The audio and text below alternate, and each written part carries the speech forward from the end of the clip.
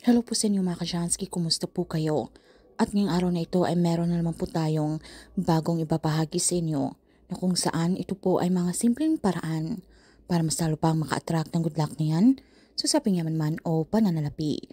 So bago po ang lahat mga Kajansky, nais ko lang pong i-promote sa inyo para po sa mga gusto ng mga pampaswerte sa inyong mga negosyo, sa inyong mga trabaho, sa inyong mga career, o kung kayo po ay mahiling maglaro ng anumang uri ng sugal, meron po tayong pampaswerte dyan. Para po sa mga interesado ay mag-PM lamang po kayo sa akin. Alam niyo ba mga Kajansky na pwede natin gamitin ng isang buong lemon at asin. Ito po ay pinaka-perfect na magkapareha na pangtanggal po ng mga negatibong enerhiya na yan o kamalasan na yan, na kung kayo po ay gusto pong matanggal ang mga hadlang o mga blockage na yan sa inyong pamamahay, na kung saan kayo naman po ay hindi tamad, kayo naman po ay nagsusumikap sa buhay, kayo naman po ay tila nagtataka na bakit kaila po ng swerte, kailangan po ng swerte sa inyo. So ito lamang po ay para sa mga taong hindi tamad. Dahil kung kayo po ay tamad ay talagang hindi po talaga uusad ang inyong buhay.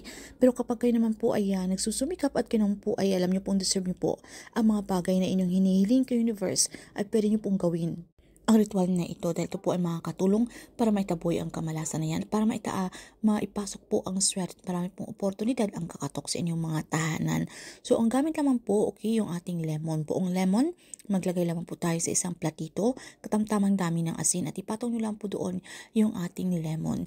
Ito po ay napakamainam na magsipsip po ng mga negatibong enerhiya na yan. Okay, gawin nyo lamang po ito sa umaga, ang ritual na ito between 6 to 8 a.m. So kinakailangan, gawin nyo po ito sa parte ng inyong pamamahay na wala po mga distraction, na kayo po ay makapag-concentrate, kayo po ay makapag-focus, na hindi po kayo lumilingon-lingon, humihinto, dahil kayo po ay nadidistract, then mawawalan po ang bisa pag ganito yung inyong ginagawa. So nagtataka kayo bakit hindi po nag-work ang ganitong ritual. So, dasalan nyo lamang po ito mga Kajansky, kahit mga personal na dasal. Or kung alam nyo po yung isang ama namin na isang sumasampalataya ako, so pwede nyo pong sambitin yan. And then pagkatapos ay inyo pong sambitin ang inyong mga intensyon, ang inyong mga kahilingan mga Kajansky, kung bakit nyo po ginagawa ang ritual na ito, ano po ang inyong mga kahilingan o inyong mga wishes.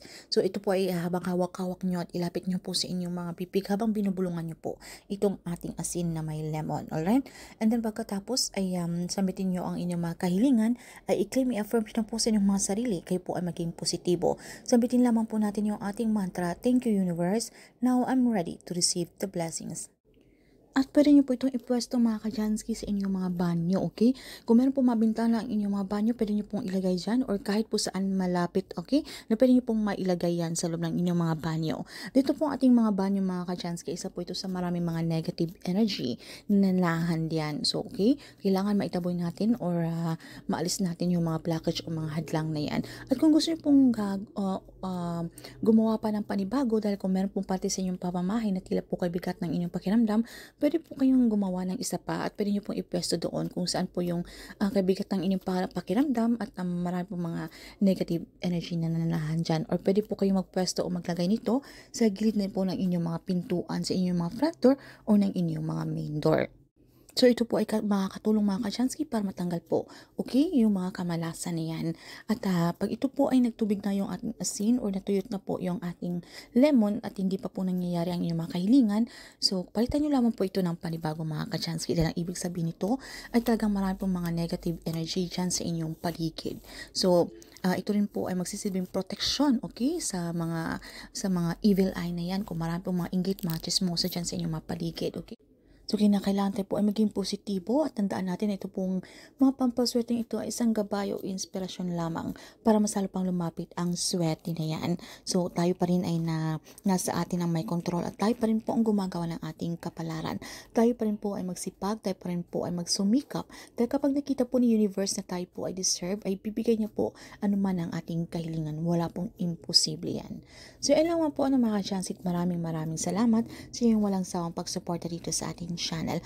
At kapag naman po nangyari ang inyong kahilingan, okay, pwede na po i-dispose, okay, yung ating ginawang ritual. Ilagay nyo lang po ito sa isang plastic at itapon nyo po ito sa labas ng inyong pamamahay, sa basurahan, okay? Huwag po sa loob ng inyong pamamahay na may basurahan. Dapat sa labas po mismo. Dahil marami na pong mga negative energy na nakakapit dyan or nasisip yan.